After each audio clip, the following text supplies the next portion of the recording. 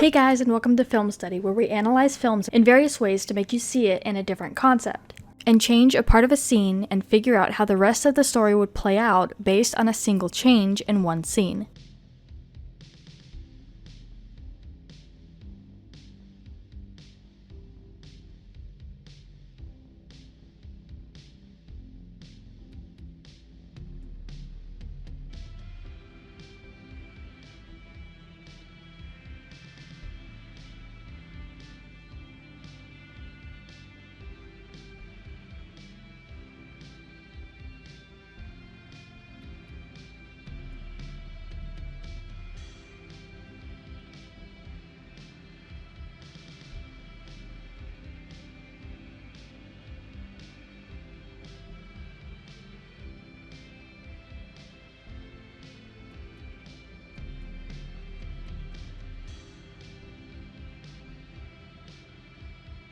I came across this post while scrolling through Instagram as one does, and it got me thinking, could this actually be true? So let's dissect this and see if Jack Jack could have been seen in the Monsters, Inc. world. For starters, Jack Jack is a baby. It is specified that he is an infant, the youngest of the Parr children. As far as Monsters, Inc., we only see them scaring kids with the age range of toddler to about 7 years old. Given the animation, it's hard to specify exactly, but this is nowhere near the age that we see Jack Jack still in diapers. This would make sense in the fact that not only do we see some of the kids that they are scaring, but they never enter any sort of nurseries. We can speculate that the other monsters interviewed were severely over-exaggerating the experience of when they heard Boo escape, and there's no telling if they specifically saw her. The scenario they choose, though, is not only just out there, but is very specific. Like I said, it's very unlikely that it would be Jack Jack, especially since Jack Jack's powers consist of entering into different dimensions with his power of interdimensional travel.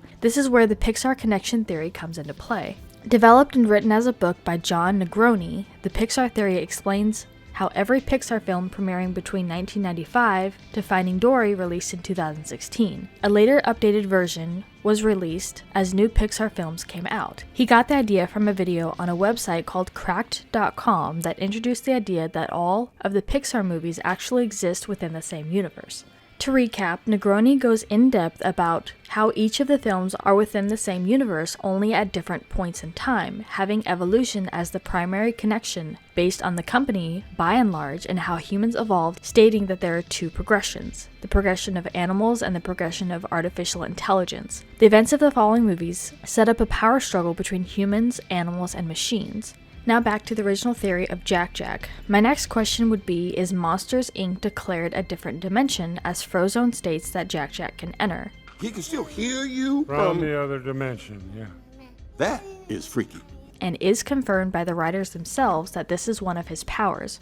According to the Pixar theory, Monsters, Inc. is the same universe. A statement Negroni says is, in Monsters, Inc., they have an energy crisis because they are in a future Earth without humans. Humans are the source of energy, but thanks to the machines, again, the monsters find a way to use doors to travel to the human world. Only, it's not different dimensions. The monsters are going back in time. They are harvesting energy to keep from becoming extinct by going back to when humans were most prominent. The peak of civilization, if you will. Though a lot of time has passed, animosity towards humans never really went away for animals/monsters.